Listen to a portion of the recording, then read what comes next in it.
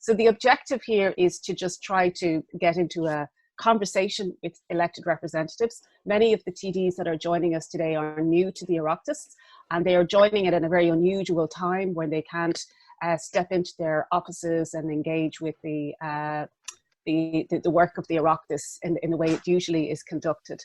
So we're going to begin by just reminding you of the One Future demands that we had put together before the election. And essentially, just to go over them very briefly, we had 9 demands: to reduce Ireland's greenhouse gas emissions by at least 8% per annum, support the rural economy as farms reduce emissions and become more sustainable, ban new fossil fuel projects, end peat and coal burning for electricity, ensure fair treatment of workers, deliver an ambitious state-backed home insulation programme, advocate internationally for faster and fairer climate action and justice, restore and protect nature and wildlife, ensure affordable and accessible public transport for all, and finally, enable and support community-owned renewable energy projects. So these are quite high-level asks, and we had lots of detailed policy work done on the background. You'll find all of that on the Stop Climate Chaos website. But just to remind us of why this is all necessary, we'll go over to John Sweeney. And John last week gave us a great explanation of what we need to do if we are serious about holding global warming below 1.5 degrees and the implications for Ireland. So John, I'll let you kick off, and then I have a couple of questions that were submitted by the TDs that I'll come back to you with when you're finished. Thank you. And if everybody could mute themselves while John is speaking, that would be great. You're muted yourself, John. Okay, I'm in business at last. Thanks very much, and I'll go very quickly here because of the time constraints. I'm going to share a screen with you. I'm hoping it works. Let's see. So there's quite a lot going on at the moment in terms of questioning the commitments that we already have. And I wanted just to start by reminding us of the commitments that we already have. So if I can just get this to work, let's see. Yeah. So here's where we're tied into it. I think it's very important that we're not talking about a political football here. We're talking about something where Ireland has already agreed to a large number of commitments over the past few decades. I wanted to start with the ones that are currently applying for this year, and you can see they date back to 2008. And at that time, those targets from the EU were endorsed by the European Council. Brian Cowen, who was the Taoiseach at the time, endorsed it on behalf of Ireland. But the European Parliament voted overwhelmingly in favour of those 2020 targets. You can see the score there, 610 votes for, 60 against, with parties in the EU Parliament talking about historic victory for the European Parliament. That was the EPP group, which Fianna Gael was a founder member of. The UEN group, which Fianna Fáil then belonged to, talking about how the legislation would give stability to markets. So many of our current political people in Ireland were at that time MEPs, and you can see some of them at the bottom. So, you know, there's no case for actually trying to say we got a raw deal or trying to say that we didn't sign up to X, Y, and Z. So it's important to take that first in terms of our current 2020 targets, which we are now miserably failing to achieve. 2030, the next 10 years, we are also going to miserably fail to achieve, despite quite a generous package being negotiated for Ireland. It looks like we'll be, even with the flexibilities that we got at the negotiation stage, we'll be exceeding on an annual basis the 2030 targets within 3 or 4 years. So unless we do something radical, we're not going to comply with those solemn binding agreements which we made. But of course, even those agreements are small compared to what we now realize is important. And we have also signed up in 2015 to the Paris Agreement. It's now a solemn treaty which says we have to pursue efforts to limit the temperature increase to 1.5 degrees above pre-industrial levels. We have ratified that as a country. We are solemnly bound by that treaty, and therefore we have very little in the way of options other than to comply. We know that this is important because we have wasted, I suppose, as a globe, we have wasted about 5 years since Paris, and it means that now we need even greater reductions to avoid that 1.5 degrees. And the Secretary General of the UN, Antonio Guterres, has stated that we need 7.6 degrees globally per annum from here on out to avoid that 1.5 degrees. And that, of course, is a global figure which does not take into account the increased effort which is to be expected from wealthy countries, from countries who have historically more responsibility for the problem. So together, therefore, that figure is based ultimately on the IPCC science, which says we're going to have to make considerable reductions on a pathway to zero carbon, zero net carbon by the middle of the century. But along that way, we have to have substantive reductions by 2030. And you can see that figure of 45% was based on 2010 levels, not 2020 levels. And you'll see how since 2010, we've globally been increasing emissions. That's why it may seem as if it's a smaller figure than the 7%. Why is it important? It's important because the grey range that you can see on the screen here, 1.5 to 2 degrees, is now recognized scientifically as the kicking off point for irrevocable and irreversible changes in key climate components. We will lose the coral reefs before we get to 2 degrees. We will have almost lost the alpine glaciers. We won't get them back. We will have changed the summer sea ice radically. We will have started the irrevocable melting out of Greenland and even of the West Antarctic ice sheet. And these are the kind of things which you may say, so what? But if we lose the Arctic, if the Arctic warms up, then we're going to change the kind of things which affect Irish climate, the kind of things which give us extreme events on a greater and greater frequency. So we are not immune from what's happening at a global scale. And indeed, we only have a very short time period to take rectifying action. If we want to avoid the 1.5 degree value globally, we have about 10 years of burn left. If we want to avoid 2 degrees with a 50-50 chance, we have about 3 decades left to effectively get off this carbon world that we're in at the moment.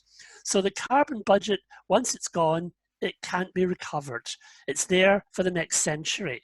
It's there for our next generation and the generation after it. And that's why it has to be tackled at the moment. So our obligations, which we signed up to in 2020, we're now virtually flatlining our emissions. We've increased some of them as the economy has recovered, but we're not on the glide path we committed to 10 years ago. And we will face ramifications. There has been very little mention of what ramifications are yet, but you can see here that, for example, there are certain rules and regulations which we're obliged to follow. Now, on top of all that, we have also the realization that further, more strict emission targets are coming down the line as part of the European New Green Deal. And those figures will up by a further 10% the requirements of emissions reductions by 2030. So that 50% and even 55% will be agreed after an impact assessment by the end of the year. And that's what has been guiding the necessity for increased emission reductions in the programme for government. I wanted to finish this bit by saying this is not a political football. This is not something which only one party or two parties believe is important. But the Joint Oireachtas Committee, which was an all-party committee, after a great deal of very, very well-informed deliberation, stated in their final report here that the immediate and sustained reduction in greenhouse gas emissions, as recommended by that UN emissions gap report I mentioned earlier, is important, and that Ireland has to support the changes in emissions from a 40% reduction by 2030 for the EU to 50 to 55% by 20. These will entail a change of a fairly radical form in many of our activities at the moment. And that's why that 7% is such an important, if you like, guideline curtain rail for us to meet those commitments down the road. Thanks. Thank you so much, John. And firstly, just can I say apologies. We have hit a couple of technical glitches. I know there are a lot of people, including some TDs, that are trying to join the meeting. And because we had set it up as a meeting rather than a webinar, it imposed a limit on participants, which we weren't fully aware of. So a few of you have offered to leave in order to make room for TDs, but I don't know how we can get the TDs that are trying to get in to try again. So we may have to do this all over again another time. But in the meantime, let's just plow on. And if my colleagues have any further advice or information, they can just pop it there in the chat box to let us know what we should do. So just in advance of the session this evening, we gave the TDs that registered an opportunity to put some questions to John and to Cara and Oisín. And two of the questions, and this is one that comes up all the time, is there is a sense, I think, that there is a consensus emerging about the ambition that's required. I haven't heard anybody or any member of the Oireachtas making a convincing case that Ireland should do less than 7%, minimum emission reductions per annum. But what's on the minds of a lot of politicians, and a question from Joan Collins in particular put to us, well, how do we do it? We agree that it needs to be done, but how do we do it? So can I put that question to you first, John, and see what you can offer by way of advice? Well, the first thing is it's not going to be easy. It's an extremely challenging target. It's something that we will not achieve without considerable changes in our way of operating, if you like. Let me just see if I can dig out my slides again.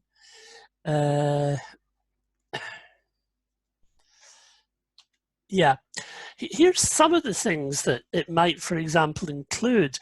I think the first thing we have to think about is ending the subsidization of things that are taking us on the wrong track. Let me go back one. So I think we have to stop subsidizing energy generation and subsidizing fossil fuels in energy generation. I think that's the first thing we have to do. And then we have to tackle the two big sectors which have really expanded considerably in the past few years, and that is transport and agriculture. There's no getting away from that, and for both of those, I think we have to think and rethink the model that we're currently operating under. So I think we have to move, obviously, to get rid of petrol and diesel cars as quickly as possible. And that will require legislation perhaps to ban new registrations of petrol and diesel cars earlier than 2030. I think we have to tackle agriculture in some shape or form because, simply put, we need our farming community who are very good stewards of the landscape and who are very sensitive to what is right and wrong about the current farming model. We need them on side to appreciate that there will be changes necessary in terms of diversification away from a monoculture type approach of intensification. Now, there's a lot of emotive talks about culling the herd and all this. I don't think that should be used. I think what we can do is perhaps stop artificial insemination, for example, for a year or two, or cease it almost completely. And as a result, natural reductions in the herd would occur. But beyond that, I think we have to look at how the Common Agricultural Policy, which now gives a lot more discretion in its new format that's emerging to national governments, how that can be used to encourage and reward farmers for doing the right thing, of stewarding the landscape properly. And that will involve them in perhaps greater diversification, being rewarded for maybe allowing some land to flood, being rewarded for looking after biodiversity, being rewarded for doing the kind of right things that in many of their cases they innately want to do anyway. So part and parcel of the whole process, I think, will require a switch away from the rush for intensification. I think a switch away from looking for things like the nitrates directive derogation, because nitrogen input to the agricultural economy is, in a sense, the key to limiting its emissions of greenhouse gases. Beyond agriculture, of course, we will have to look at how we can change I suppose our obsession, our fixation with the car and with the car for commuting. And we have to look at the modal shift required to get people onto public transport, to discourage them from taking their car, perhaps even with one driver and nobody else, on a daily basis on a long commuter run, which could be equally done by public transport. But we have to look after taking people with us in terms of a Just Transition Commission, using what will be redundant PSO levy money to finance appropriately that commission, and also re-wetting of bogs, because in 5 years' time we're going to have to start counting our wetlands much more actively. Here's a few. There might be others down the road, like the ending of subsidies and fuel for agriculture, VAT on fertiliser, which we don't have in Ireland, discouraging people from taking cars into private parks in our towns and cities, and wider electrification, wider extension of light rail, encouraging more people to work from home, as we've learned is quite feasible in the past month, and also taking small-scale steps to limit unnecessary car journeys. At the same time, of course, accelerating our offshore wind connections, which are really slow to get administrative approval for at the moment, and further strengthening of our building regs. These are just a few things that have come to mind, but I'm quite sure many people will have others at the back of their heads which might come in discussion. Thanks very much, John. That's absolutely fascinating, and there's so many ideas there, so many policies and measures that we could be implementing in the very near future, if the minds can be put together. Deputy Holly Cairns had actually raised this question of the agricultural sector, and I know that quite a few of the TDs that have joined us today are representing rural constituencies, including some that haven't been able to get in and may end up watching this recording later on. And Holly was asking what measures we need to take to reduce our agricultural emissions. And you've answered that in terms of some suggestions. But to develop the question a little further, how much potential is there to get serious emission reductions by 2030 from the agricultural sector? If we were to put a number on it, a percentage, a quantity of methane or nitrous oxide emissions, is that feasible, do you think? And how do we overcome the political barriers that rural TDs will face, trying to get support for those measures within their constituencies? Well, it's difficult. The biggest win in agriculture comes from methane reductions. Methane is such a toxic gas that even a reduction of maybe 2, 3, 4% per year would make a considerable contribution to our overall emissions total. And I think that would be achievable perhaps by a reduction maybe of around 20% in the national herd. Agricultural emissions fell consistently until we abolished the milk quota. And we were on the right path then. We were doing a lot of good things in terms of extensification, in terms of giving farmers rewards for doing the right thing through reps and so on. It's with the last few years that we've really lost the plot there, and that's the area that I would certainly focus on. But also, we import things that we could grow in Ireland much more readily, things like vegetables, potatoes. We import thousands of tons of potatoes into Ireland, which is a bit obscene if you think about it. So there is scope for extensification and for import substitution. There is scope for rewarding farmers who really, I think are such a valuable part of our community, for rewarding them for doing the things that innately many of them think they should be doing anyway.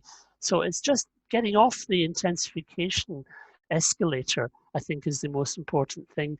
And I think, you know, it's not something that's beyond the possibilities that agriculture could reduce its emissions, especially in methane. What I would hate to see is an urban-rural divide emerging, whereby fines are levied on the country, and somehow or other there develops a rebellion among taxpayers to pay those fines in the urban areas. So I think it's very important that we have a cohesive policy in agriculture. I'm fed up looking at marginal abatement cost curves, quite honestly. That's all pie in the sky as far as I'm concerned. This problem has moved beyond economics now into ethics and into simply political reality. So I think we have to take steps which will give immediate returns, and those steps are mainly in methane, mainly in removing nitrogen fertilizers as the way out for monoculture of perennial ryegrass. Thank you so much, John. So for those of you in rural constituencies, there is hopefully a lot of fantastic ideas for you to work with and discuss with your farming communities and the many different farming organisations that exist around Ireland. And just to reiterate the point that John was making, that even less than 7% percentage reductions from methane make a very significant difference to Ireland's overall carbon budget because of the potency of methane as a greenhouse gas. So it's very, very important that we start to see measures that will introduce decline in methane emissions over the coming years. So I'm going to skip on, if that's okay, John, and we can come back to these issues with other panelists as well anyway, and move over to Oisín Coughlin, who's the coordinator of Friends of the, coordinator of Stop Climate Chaos and director of Friends of the Earth.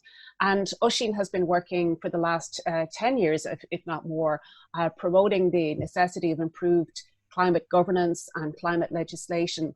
And one of the questions that has come up repeatedly is, well, how can we ensure that a commitment by a new government that's formed this year to 7% minimum reductions would be sustained beyond that 5-year period? How can we get future governments to maintain that level of political commitment? So I'm going to hand over to you, Oisín, because I know you're going to tell us a little bit how we're going to do that in practice.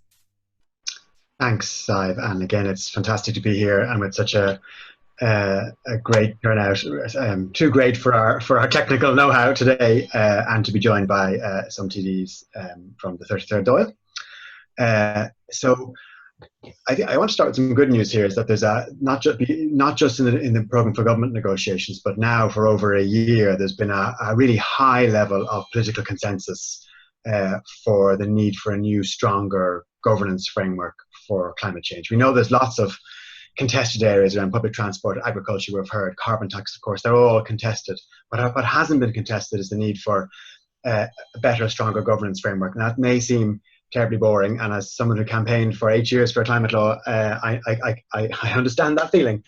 But the weakness of the law we finally won in 2015 is what has pointed up and has led to the agreement for a stronger law now. And the purpose of a new strong climate law, which was basically agreed by all parties in the Joint Oireachtas Committee on Climate Action just over a year ago, and then appeared in most manifestos, and all party leaders have now said that they support the rapid introduction of a stronger climate law than we have at the moment. I think all the leaders of political groupings are in favour of a stronger climate law. And basically it's about putting targets into law, not the annual target, because I'll come back to that in a second, but our longer term target, putting a number on that and putting it into law. And then giving more powers to an advisory council. That we have one that is doing a good job, but it needs additional powers than it has now. And that means that, like we're seeing with COVID, we're having expert-driven decision-making and accountability monitoring by experts. Stronger parliamentary oversight. The Joint Oireachtas Committee that had all parties on it in the 32nd Dáil did a really good, a really deliberative, really engaged, really non-partisan to a lot from many, many issues work. There was, of course, political contestation of things like carbon taxes, but a really good, solid body of work. We need that woven into how our parliament works over the coming years, because it was just a political agreement last time. There's no guarantee it happens again. And one of the things they did really well was hold the Secretary Generals to account for the lack of action in various departments. I think all parties agreed that they were underwhelmed by the performance of the Secretaries General when they came in to account for themselves. And a bit like we have the Sec Gens appear before the Public Accounts Committee, this new committee would have the same powers to call in Secretary Generals to account for their performance of their departments in cutting and making carbon savings in their areas. And finally, well, maybe not finally, but one of the key areas then is, well, how do you translate these longer term and medium term targets into operational drivers of policy action? Because of course the law doesn't in itself cut emissions. The law just focuses on the fact that we need to and holds us to account and shows us how we might be able to brings evidence to bear. And that is what's called a carbon budget, which is simply basically a number for the amount of pollution we agree by law to emit over the next 5-year period. So actually we have had a carbon budget once before. Under the Kyoto Protocol from 2008-2012, Ireland had a carbon budget of 314 million tonnes over those 5 years. It was often expressed as a percentage reduction, but actually under the protocol it was a carbon budget of 314 million tonnes. We haven't had one since, which is part of the problem, and that wasn't domestically legally binding either. But what they have in the UK climate law, for example, which is now agreed as a model for here, is that the Dáil and maybe the Shannon too would pass that number for the 5 years, 2021 to 2020, before the end of this year or early next year, as soon as it's practical. And that then becomes a legally binding number for the whole economy. And then the government and the departments and the committees generate at the same time, actually, the policies that live within that carbon budget. In the same way as the government as a whole devises and the Parliament approves the fiscal budget for the year, the overall spending envelopes for the year, and votes through those through the Dáil. That analogy with the fiscal budget may be why for many years, whenever you said carbon budget to people, they meant, oh yes, you mean a carbon tax when we have the budget next October. No, it's nothing to do with the carbon tax. It is applying the way we manage money as a country to the way we manage carbon and pollution, giving ourselves an allowance, and then dividing it up between the sectors. Now that part might not be legally binding. The only bit that's necessarily legally binding is the overall number. And I'm making this point because it comes back to the issue around agriculture. It's perfectly reasonable for a democracy to say, do you know what, we have to cut emissions across the board now, we've delayed too long. But actually we're going to cut faster in transport, faster in buildings, faster in electricity because we can do it faster there. And we will cut more slowly in agriculture because it's harder there. That's a perfectly reasonable democratic decision if it's done transparently, based on expert advice, through the Dáil and by the government, etc. So no one's suggesting that if the carbon budget amounts to a 7% reduction on average every year, that necessarily means 7% a year in transport, 7% a year in electricity, 7% a year in heating and buildings, 7% in agriculture. And it's really important to say that because that very argument is what scuppered the last chance we had at a strong climate law, which was 10 years ago when the Green Party and Fianna Fáil introduced late in that government period a climate law that looked at a 2.5 to 3% decrease. It was presumed to be it was by those who opposed it presumed to mean 3% in every sector, and then, and this is not how it works, every year 3% is 30% in 10 years, and that would mean 30% colour the national herd. That was the arguments made against that law. None of that was true. So as we focus on 7% now, it's important to know it's not 7% in every sector, and 7% a year is, you know, if you start at 100, it's then 93, and then it's 7% at 93, so it's a smaller amount each time. It's not 70% over 10 years, and it's not 70% in agriculture over 10 years. It's about roughly halving our pollution in 10 years, but that might be only reduction of a third in agriculture and 60 or 70% in electricity. That would remain to be decided by ministers negotiating on behalf of the departments under the auspices of the Taoiseach, in the same way as they now negotiate spending estimates for their sector, for the department under the Ministry of Finance. That's the purpose of the carbon budget, and I'll stop now, is to put an overall cap, and then for the usual democratic processes, including lobby groups, to decide how to fairly and effectively divvy up that pollution envelope between all sectors. But the reason we now face a 7% decrease every year as opposed to a 3% increase is because we wasted 10 years by not having any system like this. I was looking at the figures, and I'll end with this. And as I said, the carbon budget we had for the 5 years, 2008 to 2012, was 314 million tonnes. We looked like we were going to overshoot it, and as it happens, because of the recession, we didn't in the end. It was 305 tonnes over those 5 years. And over the last 5 years, ending this year, to the best estimates we have until now, it may actually be lower because of COVID, it was again 305 million tons. So for the 5 years, 2016 to 2020, our emissions are the same as they were from 2008 to 2012. We've made no reduction whatsoever. That's why we need a faster emissions reduction now, and it's why we cannot afford to waste another 5 years, let alone another 10 years. And if we do that, our chance of containing climate breakdown at all will be gone. That's great. Thank you so much, Oisín. I was going to ask you a couple of questions about other things that might be needed to be included in revised legislation. For example, are we happy with the structure and composition and duties of the Climate Change Advisory Council as is currently constituted? And secondly, the question of mandates for other public bodies and local authorities. I won't ask the question, but just if it comes up maybe in other contexts, you might just speak to that. But before we move on to Cara and some of the other questions that have come up, I just wonder, because of the fact that our breakout rooms aren't really going to work because we don't have the people present that we had thought we were going to have, so the breakout rooms can't be run as we originally planned. Apologies for that. So I'd like to give the opportunity here to any of the TDs that are present if they want to respond to the points that John and Oisín have made so far, particularly the question of climate ambition and what we need to do.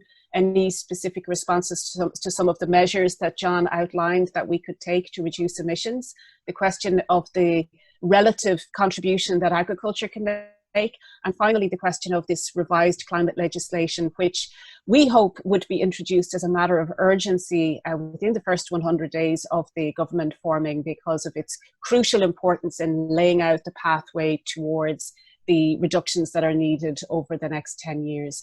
I don't know if anybody wants to... Oh, Holly, hello, yeah. There you are. Hi, I just wanted to ask a quick question to John. Thank you for that presentation. It was really, really informative. In terms of what you were saying about the need to reduce the chemical nitrogen, do you know by how much? Say if the recommended reduction in the herd is 500,000 to 1.5 million, I think, from the committee, how much for agriculture to fulfill its targets would we have to reduce the import chemical nitrogen? And you mentioned the ryegrass as well. How much would that land have to change? Thank you. Well, it's very difficult to give you an accurate figure on that. What I would suggest, though, is that we should not seek to have the nitrogen levels that we're permitted to have in derogation areas at the moment, that we should be bound by the normal nitrogen levels for fertilizers that exists elsewhere in Europe and also in other parts of Ireland. I think it is a key to the whole problem because nitrogen denitrification is one of the worst contributors to the greenhouse gas problem. And we have to look at ways of simply maybe getting back some of our natural native grasses rather than perennial ryegrass, which is it's an alien species to Ireland, which requires huge amounts of fertilizer simply to keep growing. And if we have a drought, such as we may be experiencing at the moment, it's that species which dies first. Because it's not used to the conditions. And our native grasses, which we have gradually lost, would be thriving and did thrive during our last drought here in Ireland. So I think what's important is that we look at a more sustainable closed cycle form of agriculture, which is not dependent on high inputs. It may not have very, very high outputs, but it will be profitable nevertheless for farmers to work on that basis. And if you can reduce the input costs by 20%, by 30% for a farmer and get what I think is a fair price for food. I think we don't pay enough for food in Ireland, to be quite truthful. The middlemen cream off far too much of what farmers produce. Farmers don't get value for what they produce. We do have to protect, of course, in that context, the poorer elements of society along the way. But I think that's the way to go rather than simply you know, going down the road of we're going to see tomorrow, for example, farmers throughout Europe throwing milk powder on their fields. We're going to see dumping of milk in Europe on a big scale tomorrow. Cheese factories are closing down. And that's because, you know, dependency on a single product is quite difficult to have diversity and stability as a result. We should have learned that lesson in the 1840s in Ireland. And I think, you know, it's something that we should bear in mind, that we, you know, by diversifying, we give ourselves a bit more resilience to the shocks in the market, which will undoubtedly come down the road as well. But to give you a specific answer, I'm not the person, quite honestly, to give you figures. But let's say that we need to get 20% less emissions of methane over the next decade at least to make a contribution. I think this question of what precise contribution agriculture makes needs to be teased out at the hopefully to be reconstituted Joint Oireachtas Committee on Climate Action, because you're going to need to hear lots of evidence about how to calculate what can be done, as well as look at the measures that need to be introduced. So it's a great question. There's a lot of detail there that we could be teasing out. I might just take one other contribution or a short question from a TD, and maybe some short answers from Oisín or John, and because Cara is here as well, and she we have some lovely interesting topics for her to address, so we don't want to forget those. Is there any other? We've got about 15 TDs present, and apologies for any difficulties that anybody has had joining us. Yes, sorry. Brian, you're actually in the participants window. There's a few people with their hands up, so you might just keep an eye on that. Thanks very much, John and Oisín. It's really informative. Can you speak a little bit about, perhaps it's more for Oisín, about the Climate Change Advisory Council, where it's at now and where you'd like it to be in terms of its membership, its role, and so on?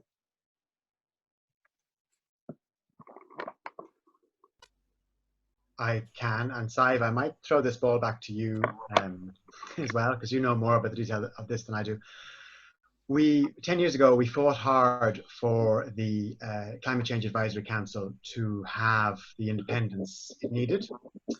We didn't quite succeed. There were those, but we succeeded to a degree. There were those who wanted it to be called the National Expert Advisory Committee on Climate Change, and to be anonymous and to have no independence, because they didn't want it to be holding the government to account or advising publicly.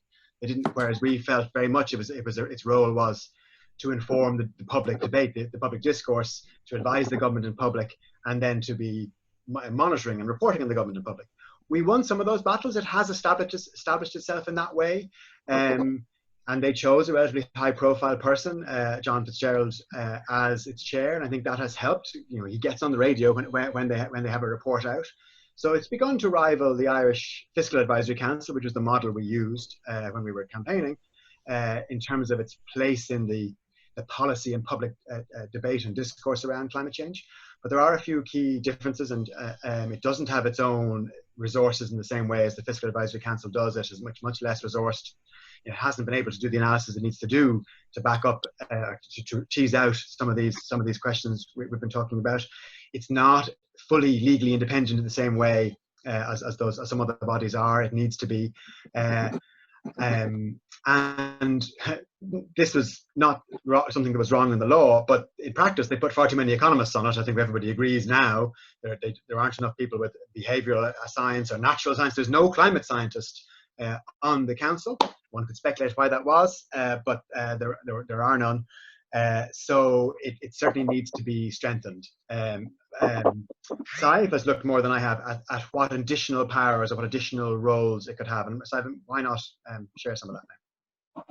I would love to, but I am conscious that there are some TDs here that want to contribute, and also I want to make sure that we get to hear what Cara has to say.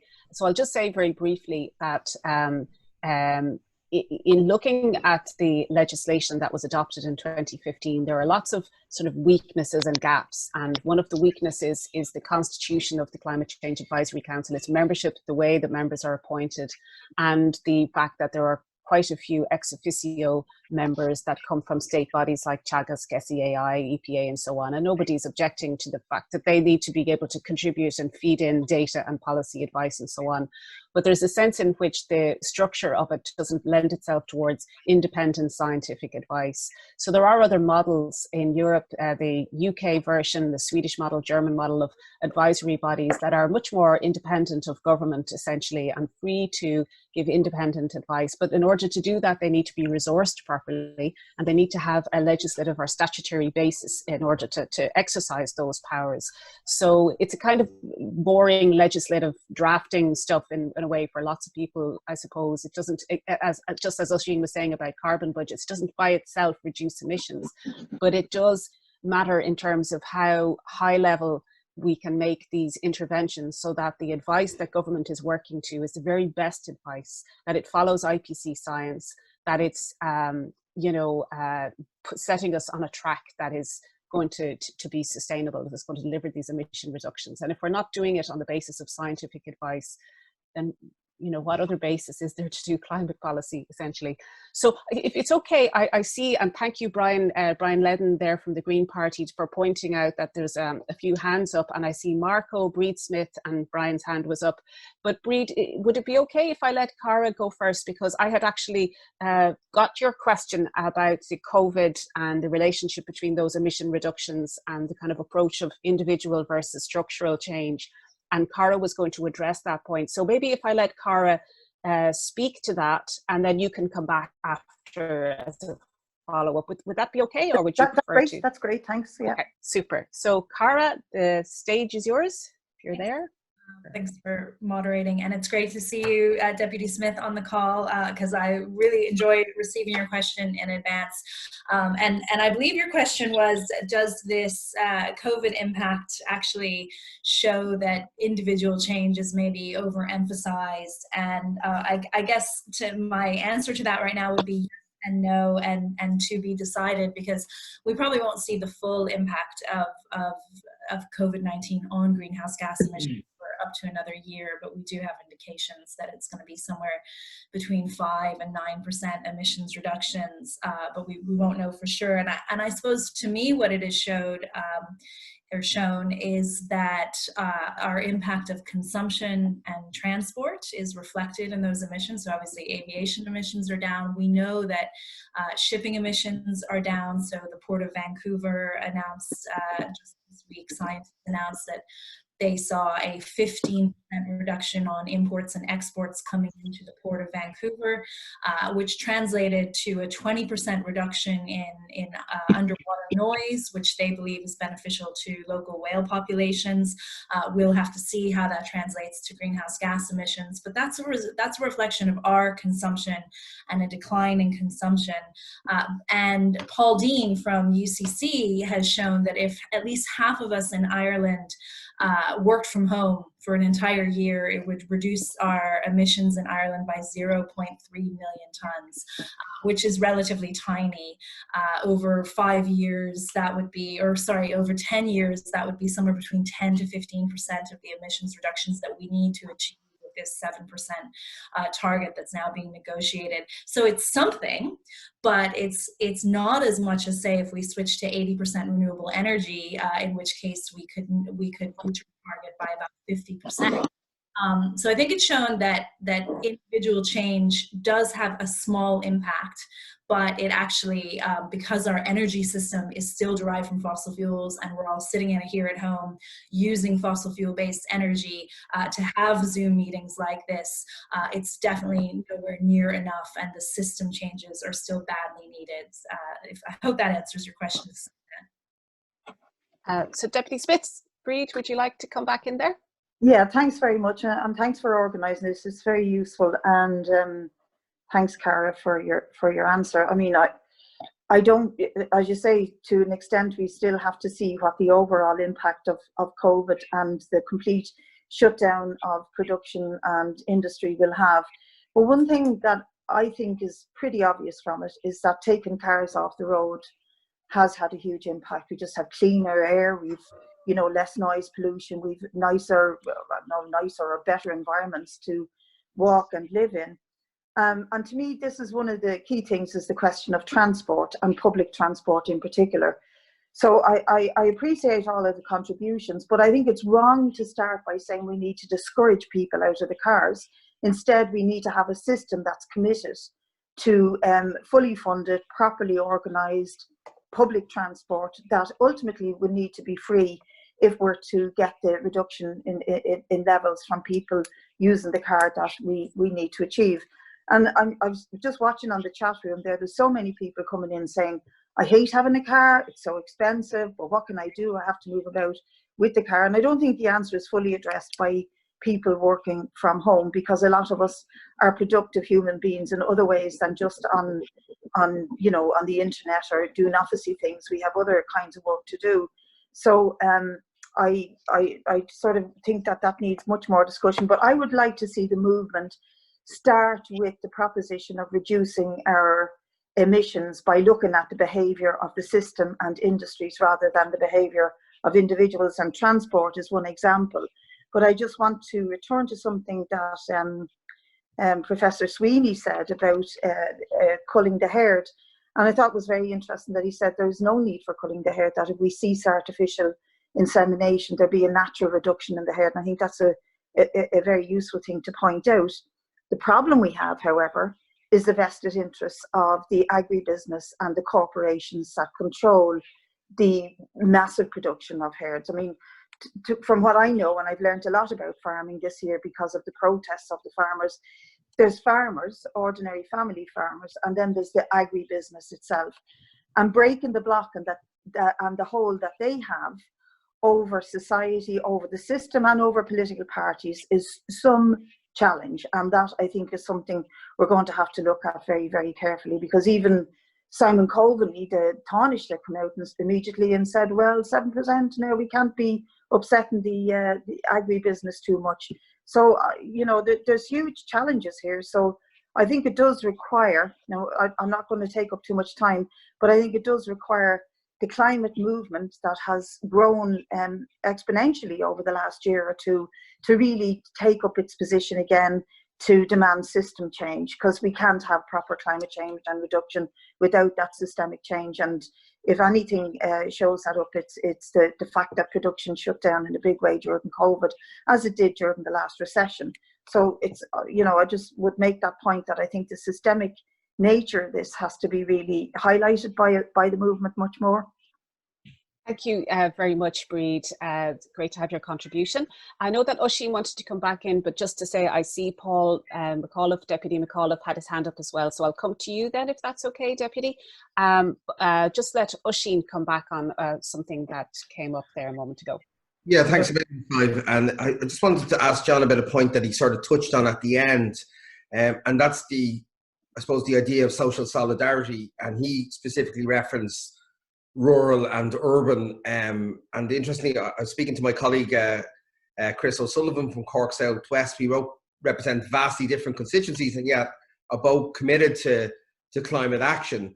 And I just wonder, can John talk to us about, are there examples of how that social solidarity can ensure progress but not result in too much compromise?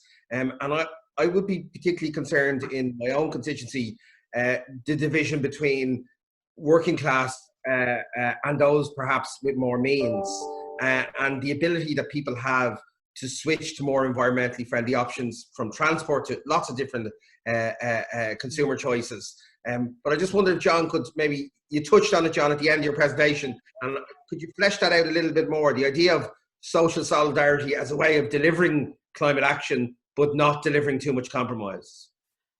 John, could I stop you just for 1 second, because I know Oisín was trying to get in there, and just to say as well that in all of the work that we've been doing in Stop Climate Chaos, we don't focus on either individual or structural change. There's no doubt we're not going to get anywhere unless we tackle both, but the most significant change will probably be the structural changes, and Oisín wanted to just say something about that before I go back to you, John. You've kind of said it now, so thank you. I just wanted to emphasize something, because Cara was answering from the technical perspective. Does the COVID crisis and the shutdown show that individual behavior change is less important than that, or has been overemphasized compared to structural change? and she gave her the answer as the data now indicates. But the position of the Stop Climate Chaos Coalition and the One Future campaign, which broadened beyond the existing members of the coalition, is very clear that we need system change first, that we're not going to get individual change without the system change, that we need system change in our energy system, in our transport system, in our food system, to enable people to live more sustainable lifestyles, and that the framing of climate change as climate action, as it has been for the last decade, if not forever, of around nudging individuals, as the outgoing Taoiseach said, to change the behaviour, is not adequate, and in fact is unfair on individuals who can't make those changes without a much more systemic support structure to do that. And it was really interesting when hundreds of people went out canvassing as the One Future campaign during the election in local groups, priming people on the doorsteps to raise climate action with their candidates. Many people, first of all, many people were delighted when they discovered that we weren't from a political party. And secondly, they would often point to the car in the driveway and say, I do my best, but I can't live without my car, as I think Breed said in her answer. So we absolutely recognise the structural constraints on what individuals can do on their own to reduce their footprint. And it's why, for longer than Stop Climate Chaos has existed, Friends of the Earth has said, when we've been asked, what can I do as an individual? Our first answer is, don't just be an individual, get together with others and try to make the changes we need. Like, don't worry about don't change your light bulbs, change the law. It's why we've campaigned for a climate law for 13 years. It's why we need to change that, to drive the system changes across the sectors to enable us all to reduce our footprints. And to give you one last example, we can't shut off Money Point, any of us individually. We can't shut down the peat stations individually. Only the government can do that if they sit down with the trade unions 20 years ago, as they were first told to, about both coal and Money Point, coal and peat. If they do that, well, then everything we do is much less polluting, because as we electrify, we'll be using less fossil fuels. Thanks, Oisín. I'll let you in a second. John, just wanted to say as well that when we talk about structural change or system change, that can be at the level of the international financial institutions, taxes, regulation, law, and so on. Yes, one of the key things that Ireland has signed up to are the Sustainable Development Goals. And one of the key tenets of that is the principle of leaving nobody behind. And I think that's very important in tackling this problem. As a scientist, I'm not really the best person to talk to you about how that can be achieved, because it's more a question of political choice. But I think it's very important that the glue that holds all of this together is leadership. And if you have proper leadership, then you have the wherewithal to make sure that those parts of society that need protection, that need a just transition, that need extra help along the way to make the transition to a low-carbon economy are protected and looked after. Because without that, of course, we will get into a very divisive situation. Now, there are many European countries where the ethos of moving to a low-carbon future is shared. We haven't managed to do that in Ireland to that extent. And that's where we need desperately informed and inspired leadership from the political side to persuade people that this is in their own long-term interest, whether they be urban, whether they be rural, that there are ways and pathways for them which will ensure a better future for everybody. But that's the main contribution I think I would have to make in this area. I'm really concerned with the basic science of where we're going and where we're not going. But I do recognize that it's a challenge, and it's a challenge for which we need people to stand up and be counted in terms of political leadership and not play to the lowest common denominator, which sadly has been the case in the past. Thank you very much.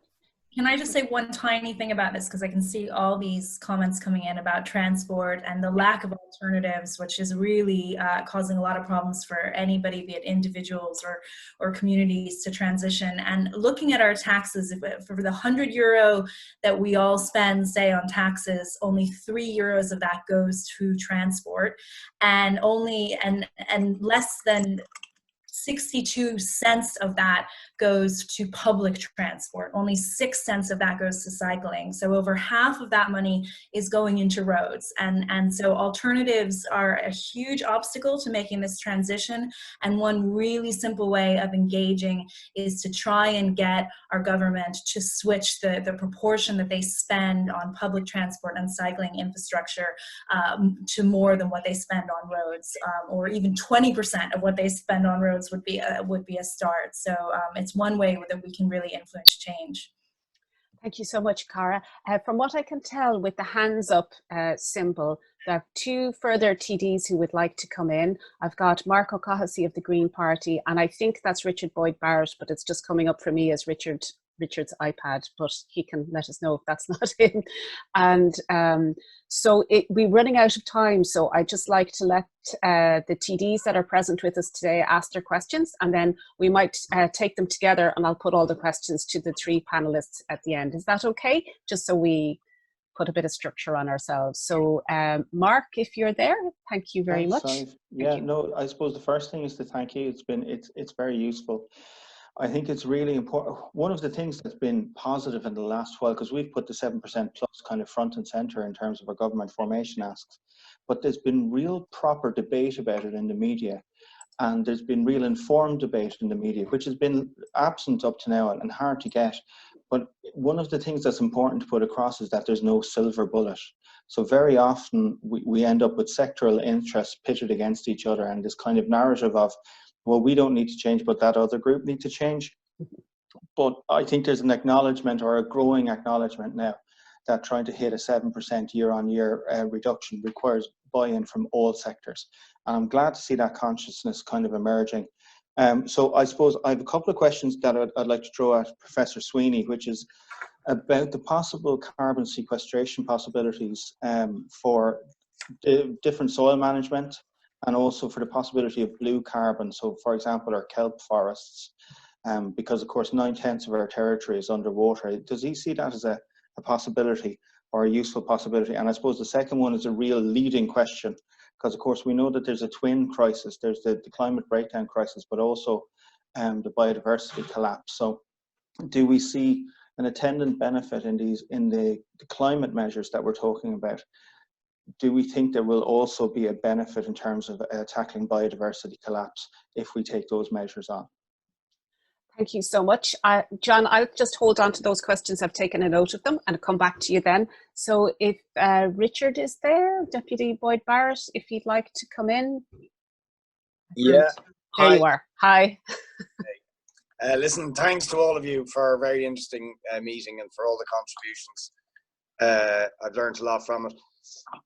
I mean, the one thing that strikes me, and I'd just be interested to hear the panelists respond, is that what we've learned in the last few weeks is that over a very, very short time, you can do things that you were told either couldn't be done before or would take a long, long, long time to do. The emergency which emerged, and very much was an emergency in public health, suddenly required the state to intervene very, very heavily and make something happen. You know, we can quibble about should they done more or less in this, that area, but there's no doubt this was a massive response from the state and then the people in the state, and very dramatic things happened over a very, very short period of time.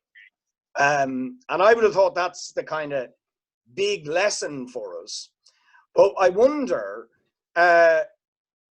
do the panel think, because I mean, we were discussing this in the Dáil today, that many of the fiscal rules of the European Union were broken in order to do those things. And they've had to waive state aid rules. They've had to give flexibility over deficits. In other words, in order to inject the enormous amounts of money that were necessary to achieve this rapid societal change, all the rules of the market, as enshrined in the fiscal treaties, had to be broken. Now, it seems to me that that has direct consequences for the sort of rapid emergency response we need to the climate. That if you want the levels of afforestation, increased biodiversity, if you want to fundamentally reconfigure agriculture and at the same time protect the livelihoods of the small farmers, if you were going to move to a public transport system that is heavily subsidized, far more investment, and you could go through the list, you need essentially the state to intervene and break those fiscal rules and have a different set of sort of economic criteria, which are basically about putting the planet and the people in it before certain commercial or market-driven considerations. So I'd just be curious to hear the panelists' response on that, but because I do think that precedent creates a great opportunity for the climate movement to say, if we can do this in one emergency, there's another emergency staring at us in the face, and we need that same dramatic, all of societal response, and we need to break all of the rules and conventions that hitherto we've considered to be sacrosanct. Thank you so much, Richard. Now we have one more TD with us, but actually I might just let Oisín and the other panelists come back first so we don't end up with a big long list of questions. So we had Mark's questions about carbon sequestration from soil and blue carbon, the biodiversity crisis, and then that really interesting set of questions and comments really about the relationship and what we can learn from the COVID crisis and the state's response. So I'll let maybe Oisín come back in, then Cara and John, if that's okay. Thanks. I'll respond to Richard's observations and comments there, and I'll leave the others, particularly the technical sequestration one, to John.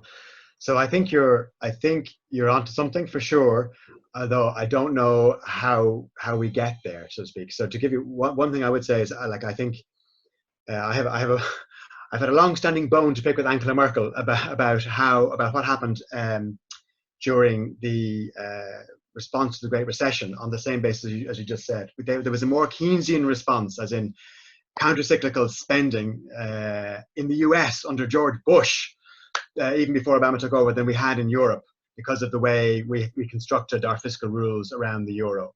It took a long time before measures were taken by the ECB, etc., to do whatever it takes, and again in a very particular way that involved banks more than economies. To begin to right the ship, and the knock-on effect for that for Ireland, apart from the not in any way to diminish this, apart from the pain of austerity and the additional jobs lost because of that way of doing things, was the fact that there was an overlap with climate policy. Because what happened? The building industry collapsed. Builders left the country. It had a knock-on effect on our housing crisis. We weren't building new houses when we should have kept building houses. Now, even if we'd had builders, would we have realized that? I don't know. But the other thing that we could have done, if we had been able to borrow in a counter-cyclical fashion to inflate the economy during a Great Recession, was all the retrofitting that needed to be done. We built a third of our housing stock to substandards energy-wise during the boom. They all could have been retrofitted in the last 10 years, kept the builders here, kept the economy going in a much bigger way, if we've been able to borrow to invest in that. And it would have been an investment, not a profligate spending. Obama made that mistake of saying the economy is like a household. We need to cut our cloth to meet our measure. That's very much the Bavarian way for Angela Merkel. It's bad economics, and it's bad it's bad for society, and it's bad for the environment. So yes, it would make sense now for a lot of those rules to be re-examined. The challenge, and I think there is an opportunity, because not just environmentalists, lots of people from the UN Secretary General to lots of others, I think to Christine Lagarde in the ECB, are saying we need, I'm not sure about her actually, but we need to link our recovery from the new recession or the shutdown to the Green New Deal and to financing for the transition. But it's going to be more complicated. I mean, than the lockdown has been in terms of public acceptance. And I saw people commenting in the chat box, like there's a very particular confluence of events, like very strong public leadership and an immediately accepted personal threat to everybody but from COVID. Climate change is still not the same. It still seems more remote, more far away in time or geography than the threat from COVID was. So getting the same kind of societal and political consensus that says whatever it takes now, which is what we need for climate, is not going to be as automatic. And of course, we have to be very careful how you make analogies between COVID and climate as well, because people are still suffering and dying in a way that means that they can't, it's very sensitive. So yes, there's a huge amount of that can be learned, and we need to learn it fast, but it won't be straightforward. Thanks, Oisín. And just to say, I put something in the chat box there that was circulated to us by Pascal Nee, who I see there in my images, on behalf of NASA Harrigan. And it's a document about the kind of looking at the COVID crisis and economic stimulus packages in conjunction with Green New Deal. I haven't read it yet, but I'm sure it's very interesting. And there's a lot of NGOs around Europe that are working on this at the moment. So there's a lot of resources. And in addition to that, we have been working ourselves with other parts of civil society on kind of dialogue around Green New Deal. So expect to hear more about that from us. Now we've one more TD who wants to come in, and I want to go to Cara and John as well. So if I might ask you to keep your contributions as brief as possible so we can let the final TD come in. Thank you, Cara.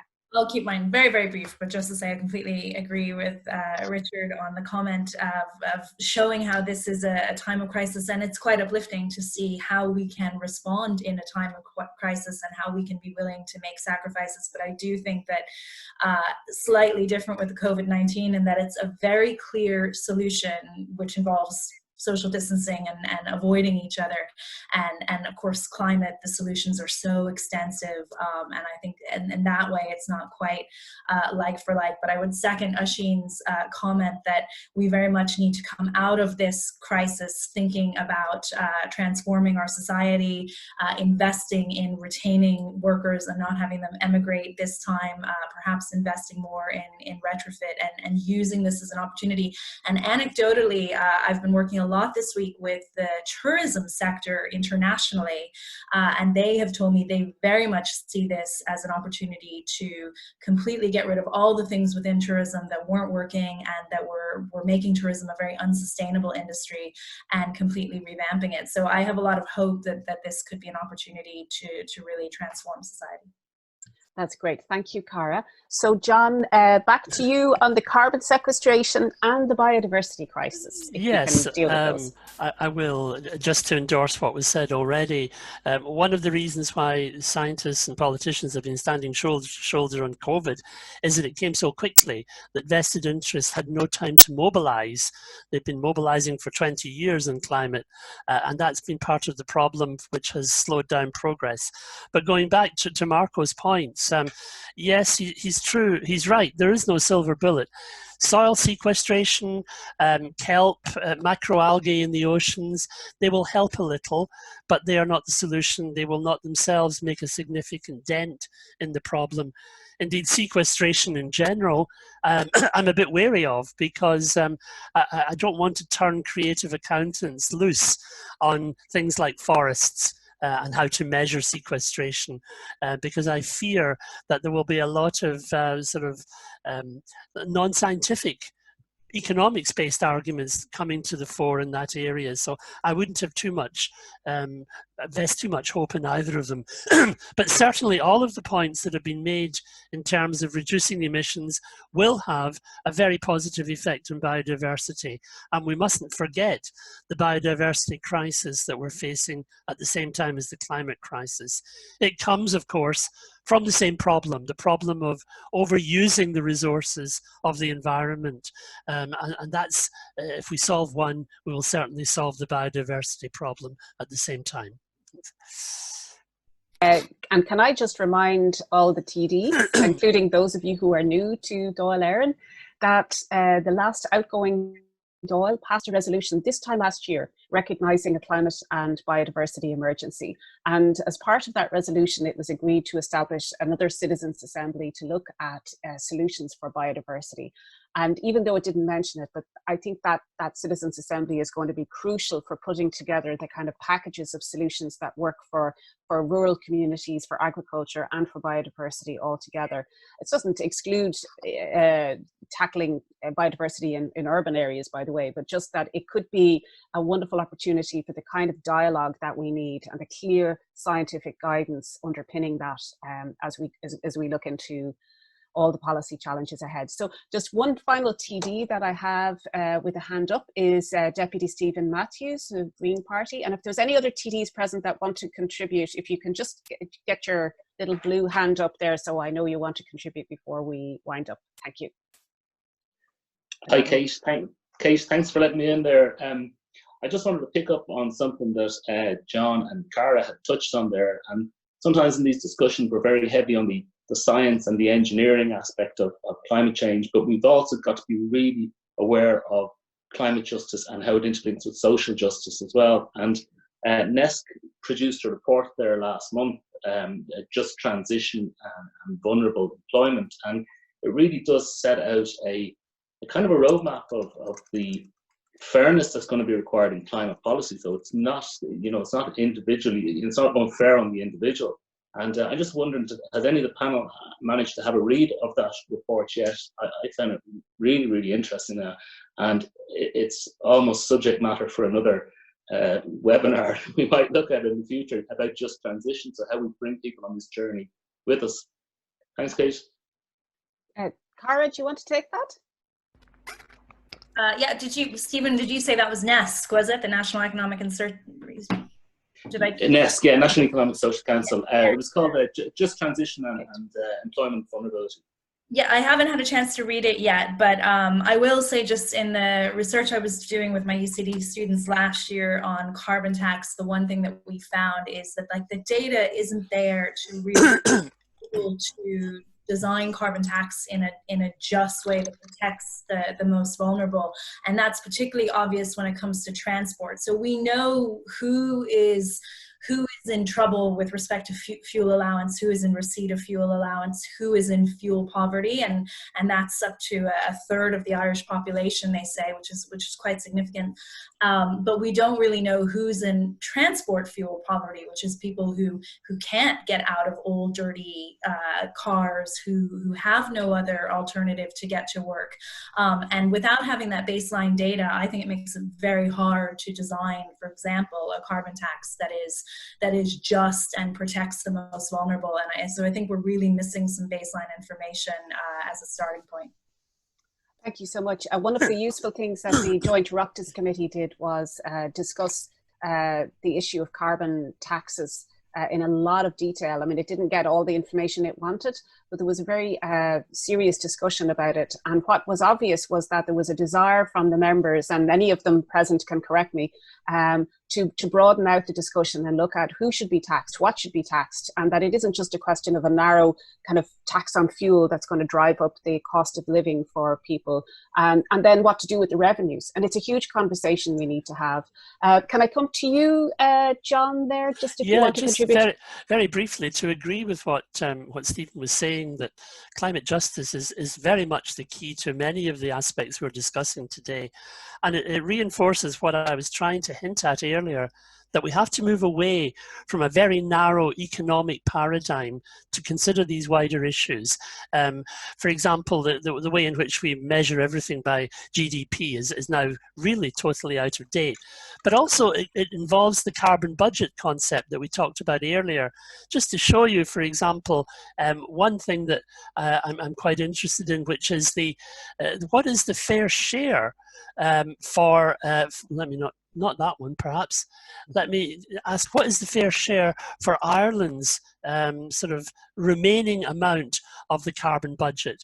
And most of the work that's been done so far suggests that under our present emissions projection, Ireland enters into a situation of increasing carbon debt to the rest of the world by 2024. So we have to start thinking about carbon debt in the same way we think about financial debt. And it brings in a whole raft of new issues of what is the responsibilities we have as a wealthy country to those parts of the world where we are imposing impacts on them which are unacceptable. Thanks. Thank you very much, John. I put a message there. Is there anybody else who wants to contribute? Actually, I just see another colleague of mine, Kevin. I don't know if Kevin is present here from Stop Climate Chaos and Antashka, but he was making the point that Michael Taft, who does a lot of research for the trade union sector, has published a report on kind of incomes and payments and how these can be made more just in the context of the financial challenges, crisis that we'll be facing into. And there's been quite a lot of discussion about those kind of issues in the sort of social sector and other civil society groups. And I'd encourage you as TDs to try to join up the kind of messages you're hearing from us with the kind of message you're hearing from them, because I think there could be a pathway towards a much more just and sustainable recovery than anything we experienced after 2008. Oh, I see Jack Chambers is with us. Deputy Chambers, would you like to contribute? And I'm sorry I didn't come to you sooner. I was looking at the little blue hands. So if you'd like to. Thanks, Simon. I'd like to thank everyone for your contribution, also for your assistance prior to now. I know we've had good discussions around this whole area. Just one question for the panel is the Fiscal Advisory Council. I know Oisin referenced it.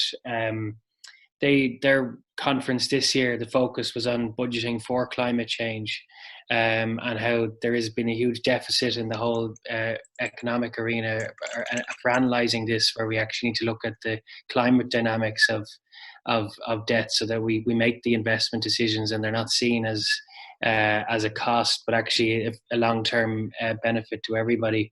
Have you got to review or analyse some of the contributions that were made there?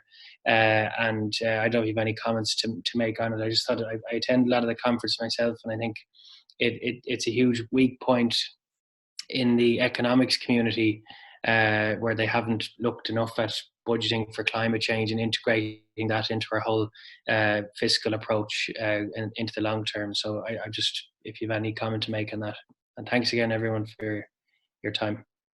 Thank you for coming. So Oisin, I'll let you answer that, and then maybe I'll go to you, Kate, just to wrap up, because you might be able to add something to this question as well. Thank you. The short answer, Deputy Chambers, is that no, I haven't had a chance to consider the contributions to that conference, but it sounds interesting and insightful, and it's really good that they were looking at the crossover. So, but I'm afraid I have to say I'm behind the curve on that. I don't know whether, Sive, you have had any more exposure to it, or I don't know if our colleague Catherine's on the call, but I can't actually comment in any meaningful way on what we can take from that, or how we should. I think we absolutely need to be mainstreaming the budgeting for climate action, and not siloing it, not thinking of it as a separate initiative. And I think how we frame the recovery plans now to the economic situation we're in now needs to be climate proof for sure. But beyond that, I can't go into the detail as I haven't had a chance to go over it. I don't know if you can comment, Sive. Well, just to say that, as I mentioned earlier, Stop Climate Chaos and the other partners in the One Future Coalition are, continuing this dialogue with a view to advancing a kind of program towards a Green New Deal. That work is continuing, and you will be hearing from us as things progress. But I'd like to just turn over to my colleague Kate Ruddock from Friends of the Earth, because Kate is actually a member of NESC and might be able to contribute on this point as well. Thanks, Sive. I am actually a member of NESC, and it's a really good cross-sector group of organisations that participate in that council, and everything is done on a consensus basis. And the work on the just transition that was done is looking at just transition for the climate and also for the technology sector. So a lot of people who are being taken out of jobs because of progress in terms of technology as well. And what's really fundamental that's come out of that report, and Michael D. Higgins actually was commending it last week in the Sunday Business Post, is that no transition is just when it is a surprise. Transitions are only just when they are planned, and they can only really be fair when they're planned. And we have to take that into consideration when we're talking about getting rapidly out of fossil fuels, and the closure of lots of industries that lots of people rely on for their livelihoods. And it has to be done in a fair way that's planned. And to date, that has not happened in Ireland, and we have consistently had aspirations and targets, but no actual planning for individual sectors and individual businesses that need to transition. And so a lot of the recommendations within that report are about training, skilling up, focusing on areas where they're geographically most at risk of having economic shocks as a result of closures of plants. But we have to be really, really, really honest about what it means to rapidly reduce our emissions. And that is across the board, and we need to start having that conversation at a national level. It's for fossil fuels, but it's also for the agricultural industry, because things have to change. We know we cannot continue to go as usual, to continue to go on as we have been for the last number of years, and we do have to change those sectors. And there are huge opportunities in that transition, and the NESC report does draw on those as well. So it's really important as politicians, but also in this conversation, that we are honest with ourselves about what sectors need to change, and really have a planned exit strategy for those who are reliant on those industries. Thank you, Kate. Well, we're at the end of our time here, and just before we wrap up, I want to just mention that we have another webinar starting at 7 o'clock on food security. I don't have the details immediately to hand, but maybe one of my colleagues can paste in the link for that into the chat box there if you're interested in joining. So we have a lot of activities going on at the moment, all transitioning into this kind of online space of activism and policy research and advocacy, and also, you know, in this online space, linking up with the TDs and members of the Oireachtas. So I just want to thank all of you for coming, especially the TDs. And especially if they only get to hear the recording, those TDs that might have been trying to get in, but for whatever reason couldn't get in, we will reach out to you, and maybe we'll set up another one of these. We just didn't quite get our technological house in order this evening to do the breakout groups, but we had it set up so that TDs could actually speak to their own constituents in separate breakout rooms. So if we don't get to do that again, in this format, we'll definitely be doing further webinars. And in the meantime, thank you so much for coming along, for giving your time, and for sharing your thoughts and questions and solutions. We all need to work together, regardless of what happens over coming weeks. It's vital that we have as much of an all-party consensus around the key demands that need to be met if we're going to prevent dangerous global warming. So thank you very much. Have I covered all the housekeeping, Kate? Is there anything else I should say? No, that's all. And our panelists, John, Cara, and Oisin particularly, especially John and Cara, who are giving up their time this week and last week to share their expertise with us. It's very greatly appreciated. Sive. Thank you very much. Can I just I want to thank my colleagues Kate and Sive and Catherine and Anya, who put this together in a very short space of time. We normally take about a month to do a mass lobby in Buzzwells. So to do this in a week, it's not surprising we had a few technical bumps, but I really want to thank you all for pulling out all the stops to make this happen tonight. And I think we might look at doing constituency-based meetings, so that we're not trying to do all constituencies at the same time, but actually have separate Zooms for each meetings over a period, perhaps. We're certainly going to give ourselves a space to think about how we can best manage marry the demand and the appetite with the technology over the coming weeks. We're victims of our own success. We were overwhelmed with people signing up today between 3 and 5. So we were planning for a much smaller meeting until about 3 o'clock today, and then it just kind of went a bit mad. But thanks everybody for joining, and we really appreciate it. And I do think, as I say, it shows the appetite. And we're really happy that our TDs are, to get them into the Dáil and get them starting working, because we really, really need you guys to work really, really hard. So please get on it. Thank you so much. You're here. Thank you very much, everybody. Thank you very much. It was really good. Thank you. Thank you. Bye. Thanks, Sive. Thanks, Kate. All the best. Bye. Who wants the email for this chat? Because I've got it saved.